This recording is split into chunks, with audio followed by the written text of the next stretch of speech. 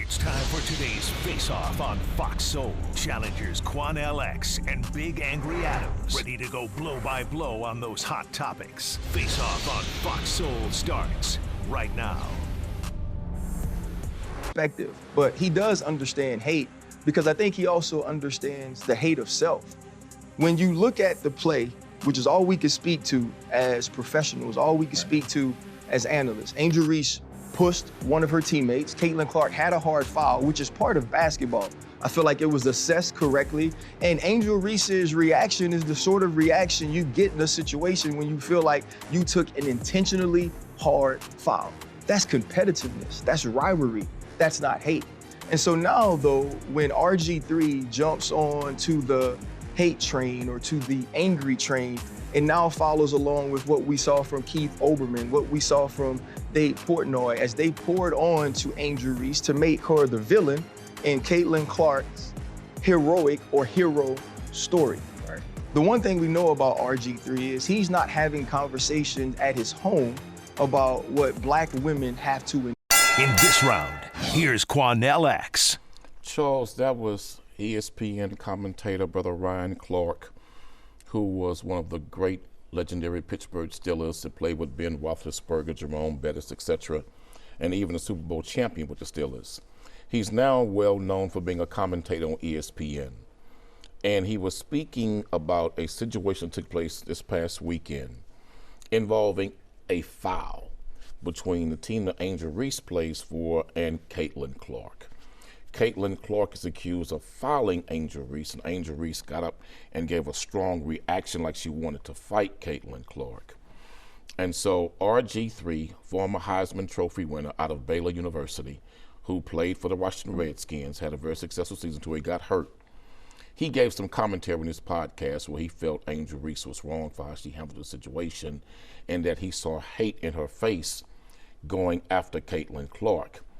Well, Ryan Clark decided to take it a little bit further, and he pretty much spoke out against Brother RG3 for speaking about Angel Reese in that manner, because he's not married to a black woman. He spoke about the struggles and challenges of being a black female in America, in particular being a black female in sports, and how the narrative being painted toward angry black women in sports and period is something that RG3 would never understand, because he's married and lives with a white woman, is raising 3 black young girls with a white woman that he married.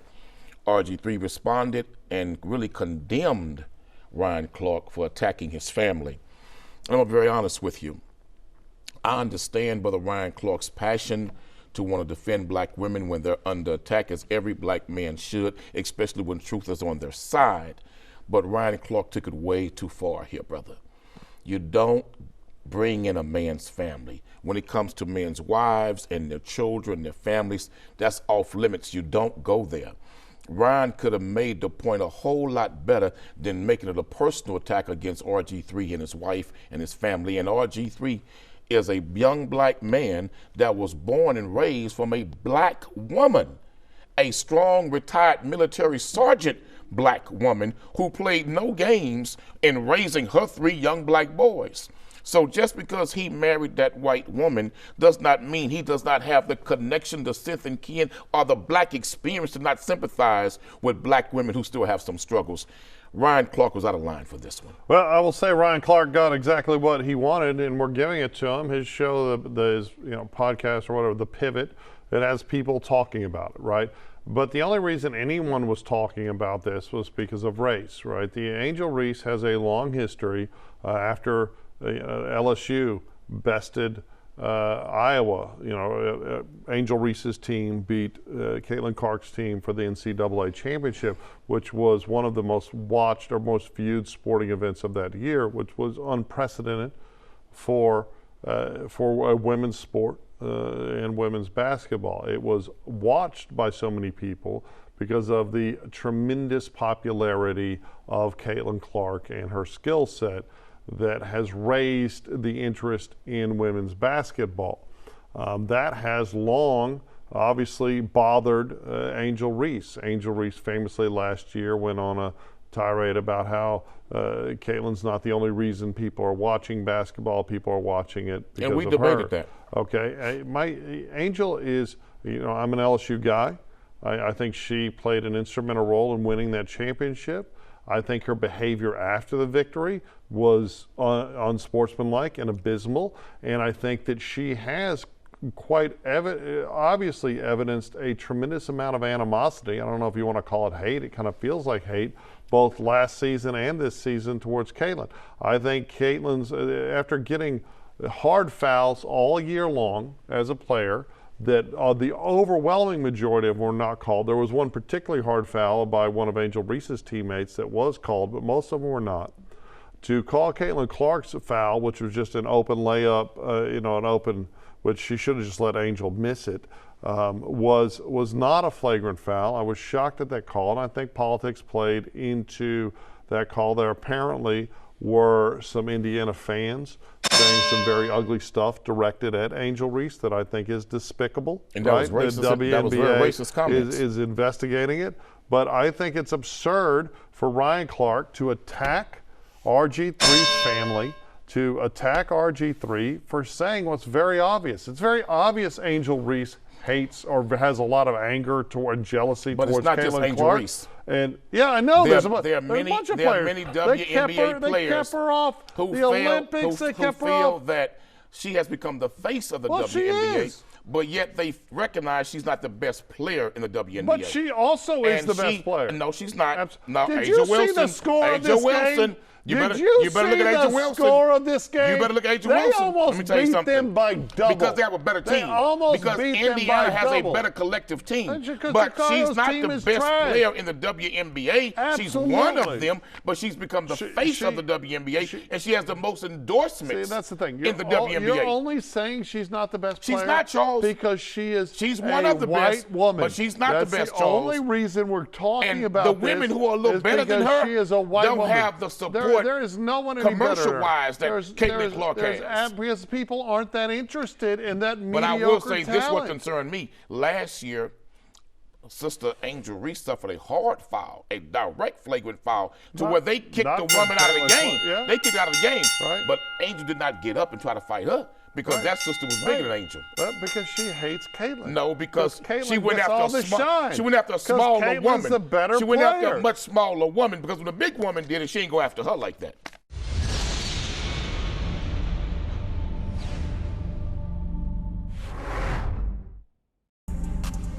Our concerns tonight about new civil unrest over the murder of George Floyd. This month marks 5 years since his death sparked protests and riots here locally and around the world. And the city, county, and state are preparing for new potential protests. Jay Coles is here to explain why. Jay? Yeah, Kevin, multiple sources tell me there are two things driving this. First, in recent weeks, we've seen calls from conservative commentators for President Trump to pardon Derek Chauvin. Second, sources tell me the city of Minneapolis is almost certain the Department of Justice next week will move to end its consent decree over the MPD because it's happened in other cities. So preparations are happening now, just days before the 5th anniversary of George Floyd's murder. In this round, here's Charles Big Angry Adams. So that was a Minneapolis ABC affiliate talking about the consequence of the crescendo of internet speculation and rumor mongering that Donald Trump may potentially issue a pardon to Derek Chauvin for his federal convictions for the death of George Floyd around the anniversary, the 5-year anniversary of that incident. I will say that a lot of people don't understand that the president lacks the authority to pardon someone for state convictions. That would be purely the province of Tim Walz, who I think is a Democrat governor and also on the ticket with Kamala Harris. He was the vice presidential candidate in her failed bid for the presidency last November. I don't think there's any chance that Governor Walz issues a pardon for Derek Chauvin. So if Trump were to do it, there'd be absolutely no upside, just a whole lot of downside. And I think this is just internet speculation fueled by the attention seekers on both sides of the ideological Grand Canyon that exists in America today. I don't think anyone should anticipate any sort of pardon for Mr. Chauvin. I think it's a little bit ludicrous for people to be talking about it. We've had some confirmation, Matt. Do we have that from the Fox affiliate up there, that it's just rumor? Just that, as I have stated previously, a frustration that I've had over the last 3 years that I've been here is that we have very, very real challenges around crime in this city and ensuring that we're able to provide safety. And those are having an effective police department is absolutely necessary. It's not sufficient in and of itself, but it's absolutely necessary to address those really, really urgent needs that our residents have been dealing with. And so, you know, I have felt like at times it's almost controversial to even acknowledge that policing in and of itself is essential, that having effective policing is essential for so many of our residents who are so, you know, who are hardest hit by just the level of crime and violence we've experienced in recent years. And so that's the disconnect I was referring to, because I am someone that believes in doing everything we possibly can to try and get crime under control. And that's both hard approaches, which are law enforcement based, working with all law enforcement to ensure that there are strong consequences for people that are committing real harm in the community. But it's also doing everything. That was the chief in Minneapolis. I thought the clip we were going to play, Matt, your pink slip will be in the mail, was when he said that there was no credible information that Donald Trump was going to issue a pardon. He made some very good points, right? Minneapolis has been beset by horrible violent crime. It's been a problem for years, but it was exacerbated after the Chauvin killing of George Floyd. You know, he's obviously very concerned about public safety, and there isn't a tremendous amount of animosity directed at law enforcement in that city that really doesn't make sense to me, in that after the Chauvin incident, they were very aggressive and I think over-prosecuted that incident to the point of the two rookie officers, especially the one who was on a field training, who said, "Hey, let's stop. This who is was wrong." actually under the guidance and leadership Right. of his I mean, authority, which was Chauvin. I think there were two officers that went to prison that had no business being prosecuted for anything, and I think they absolutely should get pardons for both Waltz and. This is a setup. But this is just an effort to rile people up. This is and a setup to have discord and crime in Minneapolis. Brothers and sisters, listen to me real well when I say this to you. I'm not a conspiracy theorist, but I'm telling you, yes, this you is are. a setup Let's be fair. to trick black people into rioting in the streets because they have a hidden agenda and motivation to our response to Mr. Chauvin being pardoned. Donald Trump will pardon Derek Chauvin, but as Charles said earlier, who was a great legal mind, he said that would not exonerate nor pardon him on the state level. So Derek Chauvin, after being pardoned by Donald Trump, who I believe his best friend started this talk, Elon Musk, about pardoning Derek Chauvin, Trump will do it, but it won't free him from prison, because on the state level, the only one that has the power to do that is Governor Tim Walz. He's not going to do it, but they're playing on the intelligence of black people, because what they want us to do is, when Trump does it, we get angry. We take to the streets. We start rioting, because they secretly want to bring in the United States military into the inner cities of America under the guise of fighting crime. I said this on this show. And just 2 weeks ago, Donald Trump signed an executive order giving police departments all across America military technology and military weapons to fight crime. And now we hear 2 weeks after that executive order, he's now going to possibly pardon Derek Chauvin. This is a trick to get us into the streets, to start us rioting, and then bring in the United States military as justification to stop the rioting, the looting, and the criminal activity. Brothers and sisters, don't fall for it. When Trump pardoned him, let us fire back with the facts and say he ain't going nowhere. he's still going to die in prison. You pardon him on a federal level, but on a state level, he ain't going no damn well. He going to stay in prison. Brothers and sisters, don't fall for this trick. Don't take to the streets. Don't burn nothing down. Don't destroy our own community. Don't commit no violent acts, because it's a setup to make us believe Chauvin's getting out when Trump pardoned him, when he ain't going no damn well. He going to stay in prison.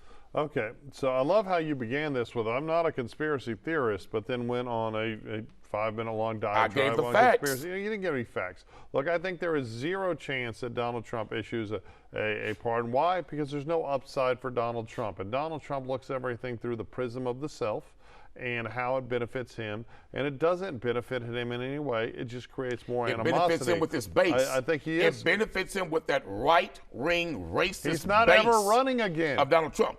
He don't care. But guess what, though? His behavior exhibits that he know he ain't running again. Here's the His thing. behavior right now exhibits he don't care about popular opinion or any votes, because he won't need them. So trust me, Donald Trump is going to do this because he wants to send a message to his base that I'm doing whatever I can do to make America the land of the great white man again. What Donald Trump is going to do is he's going to repeal the consent decree, which will take away some Department of Justice federal oversight of the Minneapolis Police Department and give them more autonomy and more ability to fight crime. That's absolutely appropriate. I don't care how people frame it negatively to try to incite other people. It's absolutely appropriate. Minneapolis is besieged by crime,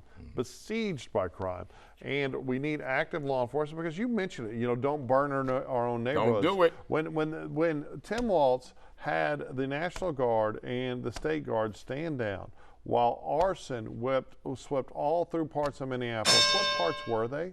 They were the black parts. And so many black business people lost everything. A few black business people. Right? No, a great number. The overwhelming majority of those businesses were not owned by black people. And in fact, they had black folk putting black-owned business in the window so black folks wouldn't destroy it. But less than 10% of those businesses in the black community were owned by black people. Public safety is returned to Don't Minneapolis. fall for that trick. This is a setup, brothers and sisters. In today's Face Off Up.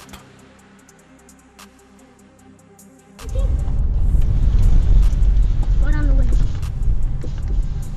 Yeah, hit him with the ba-ba. Yeah. Ba-ba-ba, ba-ba-ba. Mom, go. Ba-ba, ba-ba-ba, ba-ba-ba, ba-ba. What? What? You wanna go outside? Quanell, that was a young man simulating a drive-by shooting. The mother did have a surprised look on her face, but I don't think she addressed the need for discipline. And what was so heartbreaking was at the end of this simulated drive-by shooting, where then he handed off the gun to his even younger little brother. He ended it in a childlike fashion, asking his little brother if he wanted to go play outside. And we have to ask, where did this child, because the child's not the F-up. It's whatever parent was involved in teaching this child, allowing this child to be exposed. The F-up is the mama. Call it like it is. Okay, well, I don't know if it's the mom. Might have How been in the hell you don't know? Whoever taught You watched the same video. It's horrible. It don't matter right now who taught it. That mother didn't say a damn thing to stop it or correct it. She was amused. And when he told her to speed up, she sped up with like a little smile on her face. Right. When your child is mimicking killing people in a drive-by, your little black child, who young black boys are a target in this nation. That mother should be ashamed of herself. People. And I tell you what, where's his father? Because if you find his daddy and take your belt, daddy, and when you go find him, you start whooping the mama first. Then you put that belt on your child's behind. Are you advocating for domestic violence? That mama need a belt put on her. It's like grandmama used to do. That's insane. Grandmama, if grandma had saw that, grandmama would have whooped the mama's ass, whooped the grandbaby. Everybody would have got a whooping. See, that's the problem. We got parents raising children with no accountability, no discipline. We got parents trying to be their child's best friend and be their big sister and big brother, but not be a parent. How could a parent watch your child mimicking, killing people in a drive-by, and you not correct him? You don't think the problem, instead of advocating for more violence. You don't think the What's problem, violence? Beating the mother. That's love. You don't think that's hold love. On, hold on, that's insane. You spank that ass out of love. You don't think that mama need her ass tore up. The celebration, the cultural celebration that exists for a segment of Black America, definitely not all of it, but a segment of it, that is celebrating gangsterism, right? And there's white America that does too, right? White America that celebrates. Because most gangster music, rap music is bought by white kids. But there's this celebration of don't snitch, violence, being a gangster. I mean, we've seen it. We've seen all these videos of people. I saw a video of a woman with a prom dress, a girl made a prom dress made out of $100 bills. People acting crazy at graduations, throwing you know money what that was around. about? What? A prom dress with $100 bills? Yeah. If you think I'm handsome, pay my ransom. Got to get the honey before you get the money. So look, Charles, let me tell you something. When are we going to stop saying, "Hey, America needs to stop celebrating"? Especially Black America needs to stop celebrating gangsterism. Charles, that mother had nothing to say. Tolerated. No, she was amused. And had like a little smirk on her face. She was amused. Like it was funny. Right? Charles, that's a young black boy. Hey, who suffers? And America shows no compassion or empathy toward young black boys who commit crimes. No, she does not. In fact, we have been way Where's his daddy? We have been way too empathetic to people that commit crimes for the last 10 or 15 years. If you're not with that who woman, suffers from brother, drive-bys? if you don't live with that woman, who are the victims go get of your drive-bys? son. Other Black Americans. So that black father, go. If you ain't living with that woman, go get your son. And if you're living with her, go home and do some corrections. Start with her first. Oh, that's absolutely absurd. The truth is that in America, the people that suffer this type of violence, drive-by shooting, gangster violence, is other Black Americans. The child was suffering in that video. The child has been misdirected. The child was suffering. It's heartbreaking. Because that child has not been raised correctly. But the solution is not beating the mother. I didn't say beat the mother. It's discipline. I said put that belt on her behind. Spatter rod spoil the child. Somebody spattered on her, obviously.